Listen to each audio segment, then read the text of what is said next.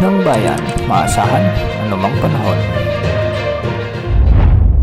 Magandang araw po sa ating lahat. Ngayon ay National Heroes Day, August 25, 2025 at araw ng Lunes. Patuloy pa rin nating minomonitor ang low pressure area at huli ito nating namataan sa layong 365 kilometers silangan ng Maasin City, Southern Leyte. Ayon sa Pag-asa, mababa ng tsansa nitong mag-develop bilang bagyo sa susunod na 24 na oras at dahil ito sa mga weather systems na nakakaapekto dito. Kahapon ay mataas ang tsansa lumakas ito bilang bagyo at papangalanan sanang bagyong Jacinto, ngunit dahil sa mga vertical wind shears na nakakaapekto sa potensyal na bagyong ito ay nagkaroon ito ng magulong sirkulasyon. Sa ngayon nagdadala pa rin ito ng mga pag-ulan, maulap na kalangitan at kalat-kalat na pag-ulan at thunderstorms sa buong Visayas, Bicol Region, Northern Mindanao, Caraga at Quezon Province. Kaya pinag-iingat pa rin natin ang ating mga kababayan dito sa posibilidad o banta ng mga pagbaha o pagguho ng lupa, lalo na kung may mga katamtaman at malalakas na pag-ulan. Sa mga susunod na araw ay magpapatuloy ang pagkilos ng low pressure area na ito at posibleng dumaan sa bahagi ng Bicol Region hanggang sa Central o di kaya naman sa Northern Luzon. Tumataas naman ang tsansa nito lumakas bilang bagyo once na nakarating na ito sa West Philippine Sea sa mga susunod na araw.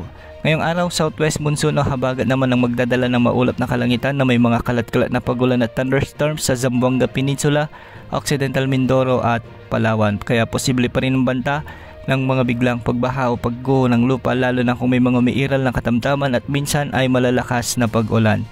Sa nalalabing bahagi ng bansa kasama ng Metro Manila ay localized thunderstorms naman ang inaasahang magdadala ng mga pag-ulan, lalo na sa hapon at gabi. Ngunit ngayong umaga hanggang tanghali ay magiging bahagyang maulap hanggang sa maulap ang mga kalangitan na may mga tsansa ng mga kalat-kalat na pag-ulan at thunderstorms. Kaya posible pa rin ang banta ng mga biglang pagbaha o pagguho ng lupa, lalo na kung may mga umiiral na severe thunderstorms.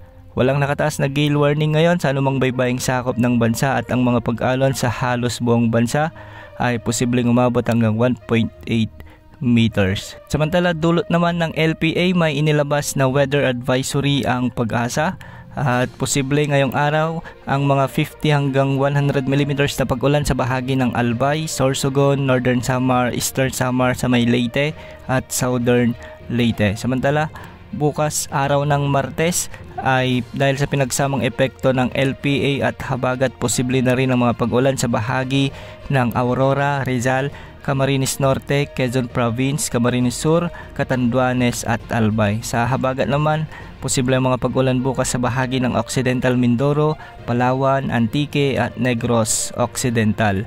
Pagsapit naman ng Miyerkules, dahil papahilaga na ang low pressure area, ay magkakaroon pa rin ng 50 to 100 mm na pag-ulan sa Aurora, Rizal, Quezon Province at Camarines Norte. Samantalang habagat pa rin ang magdadala ng mga pag-ulan sa Palawan, Occidental Mindoro, Antique at Negros Occidental. Yan muna ang latest sa lagay ng panahon. Ito pong weather update ng bayan, maasahan anumang panahon.